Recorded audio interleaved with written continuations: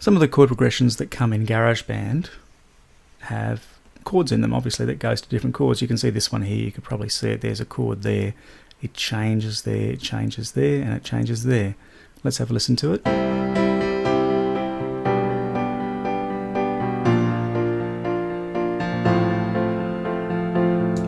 What if I really liked this part, but I didn't particularly like the chords that it went to and I wanted to choose my own? What we're going to do is create a chord progression. So there, just there is where I like it up to. I like all of this, but I don't like this here. So I'm just going to go Command T, which will tear my loop in half like that. And I'm going to select that one there and delete it. Now, what I've got here is just the one that I like. There it is there. And if I was to make that a little bit bigger, we could see the notes that they're using there. And if I was to go to the score, it looks like that.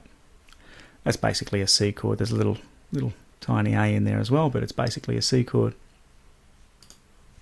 Now, one of the chord progressions that I like is 1, 5, 6, 4. 1, 5, 6, 4, and the 6 is a minor chord, and we're going to have to change something with the minor chord there. So this one here, we're going to copy this, and we're going to put it there, like that. This one, I want to stay 1. In this particular case, it's C. In this one here, I want it to be a 5 chord. Now, if I was to use my keyboard here and to work out what 5 is, 1, 2, 3, 4, 5, and 5 is that note there, which is a G. So it's that note there. Oh, that's a really high note, isn't it? So this is the second chord progression there, the second chord, sorry. And there's all my notes. Now I can select all of those like that with Command A, and now I've got them all. You see this note down here is a C. I'm going to select it and I'm going to move it up to a G like that. And that will give me what I want. I wanted chord 1 and then chord 5. Let's have a listen.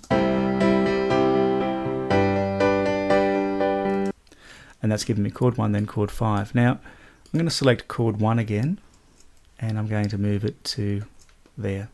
So at the moment, I've got chord 1, chord 5, back to chord 1. Let's have a listen to that.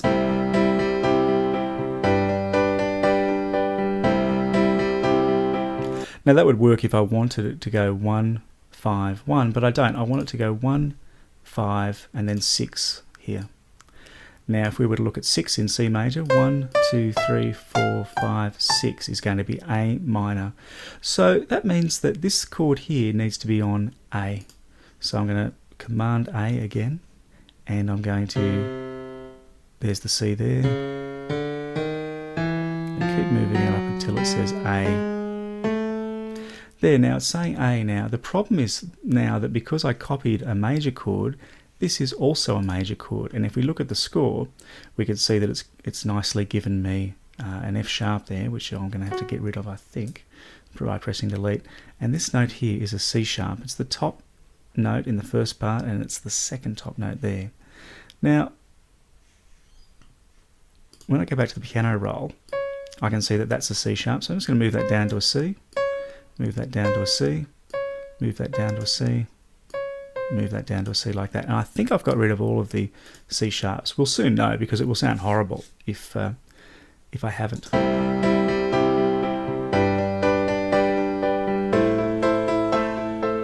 No, it sounds okay. I've done the right thing and got rid of them. Okay, and the last chord I want here is an F chord. So Command C, the first one again. And if I want it to be an F chord, which is chord 4, we're originally in C, 1, 2, 3, 4, F chord. Okay, so I'm going to select the music here, Command A, and there's our lowest note there. At the moment it's a C, I want it to be an F. There we go. Let's have a listen to my chord progression.